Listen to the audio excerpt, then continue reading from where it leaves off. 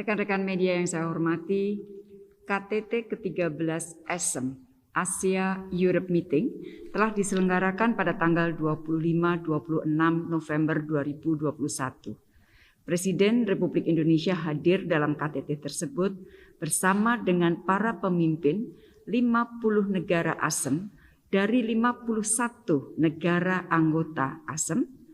Hadir juga Presiden Dewan Eropa, Presiden Komisi Eropa, dan Sekjen ASEAN. KTT diselenggarakan secara virtual di bawah keketuaan Kamboja dan mengangkat tema Strengthening Multilateralism for Shared Growth.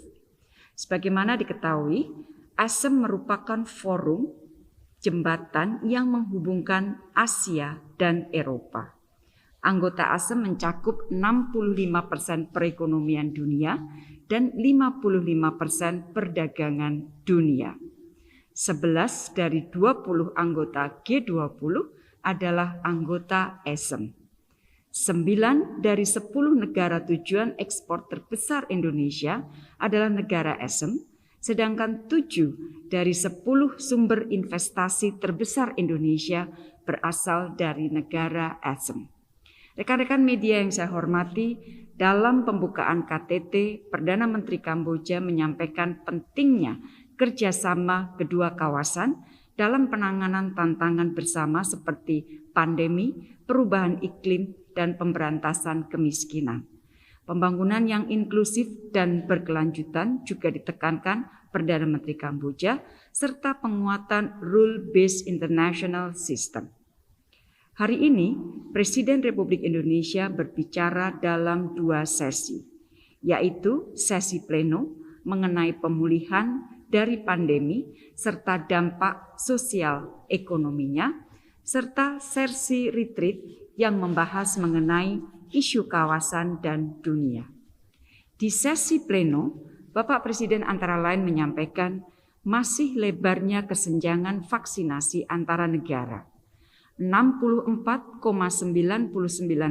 populasi negara kaya telah menerima 1 dosis vaksin, sedangkan negara miskin baru 6,48%. Dalam keadaan seperti ini diperkirakan hampir 80 negara tidak akan dapat mencapai target vaksinasi 40% populasinya di akhir tahun 2021. Presiden menegaskan pentingnya memastikan semua negara dapat mencapai target vaksinasi yang dicanangkan oleh WHO. Hal ini dapat dilakukan antara lain dengan realisasi komitmen dose sharing segera, peningkatan produksi vaksin global, dan penguatan kapasitas penyerapan negara penerima vaksin. Untuk jangka panjang, Bapak Presiden mengajak mitra ASEM untuk memperkuat tata kelola dan arsitektur kesehatan global, termasuk melalui traktat pandemi dan mekanisme baru pembiayaan kesehatan bagi negara berkembang.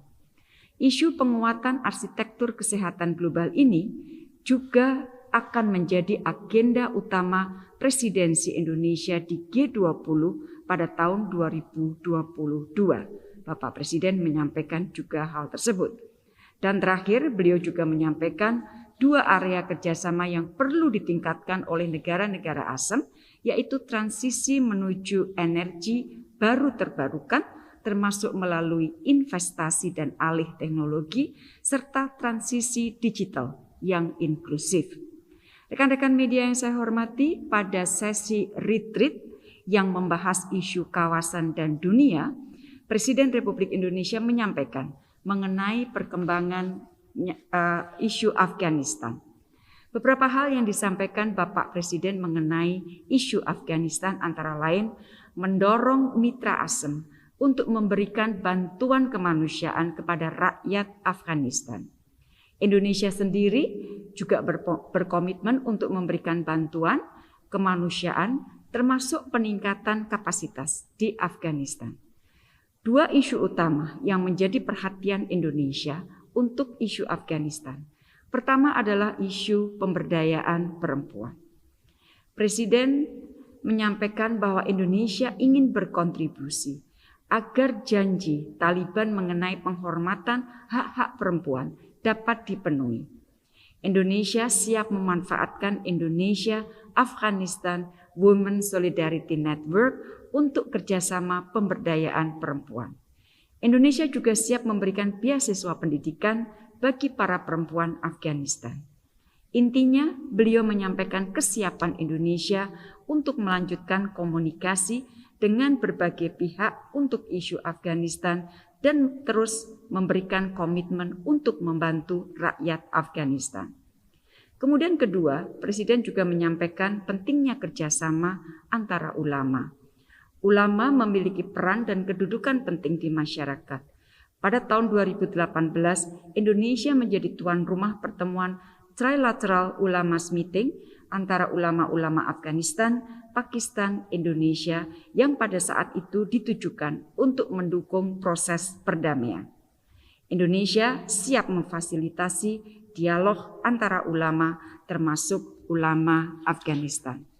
Rekan-rekan media yang saya hormati, beberapa hal yang disorot oleh pemimpin ASEM lainnya dalam 2 hari KTT antara lain mengenai pentingnya multilateralisme dalam menyelesaikan masalah global, kerjasama pembangunan internasional untuk mencapai target SDGs dan bangkit lebih baik dari pandemi, serta penguatan sistem kesehatan global, serta untuk mengantisipasi potensi pandemi berikutnya.